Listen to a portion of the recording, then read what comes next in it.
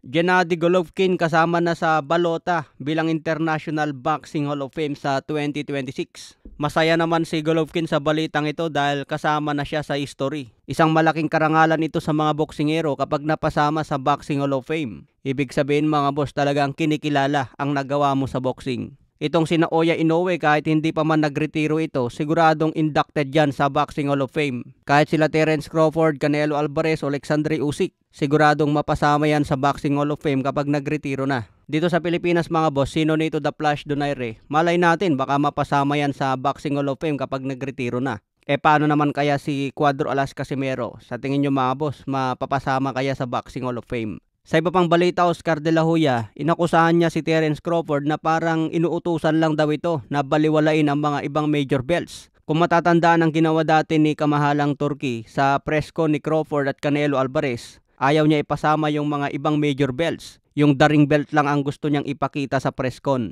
Kaya sabi ni Oscar de la Hoya, parang inuutusan daw itong si Terence Crawford na baliwalain na lang yung ibang major belts para i-representa na lang ang daring belt. Kaya sabi ni Terence Crawford, buti pa raw ang daring belt hindi binabayaran.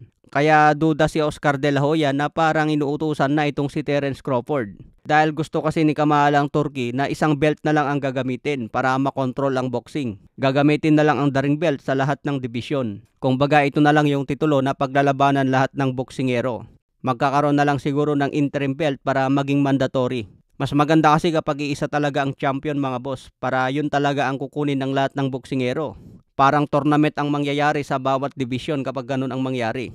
Maglalaban-laban lahat ng magagaling na boksingero sa isang division hanggang isa na lang ang matira, yung makahawak ng belt. Sa iba pang balita, bakbakan ni Alexandre Usyk versus Deontay Wilder, posible natin makita sa 2026 dahil seryoso pala si Alexandre Usyk na gusto niya makalaban si Wilder next fight. Isa raw si Deontay Wilder sa matagal ng champion sa heavyweight division. Ito na lang daw ang hindi pa nakakalaban ni Usyk.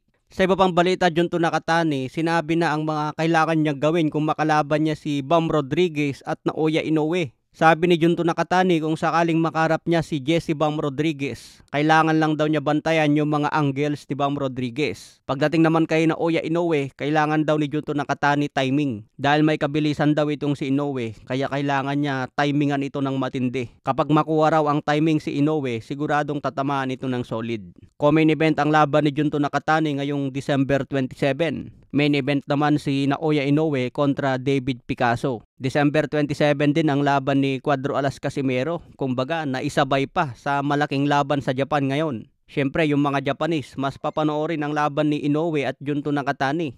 Pero hindi naman si Casimero ang main event dyan mga boss. Kumbaga, undercard lang si Casimero. Ang main event kasi dyan yung bata ni Sean Gibbons.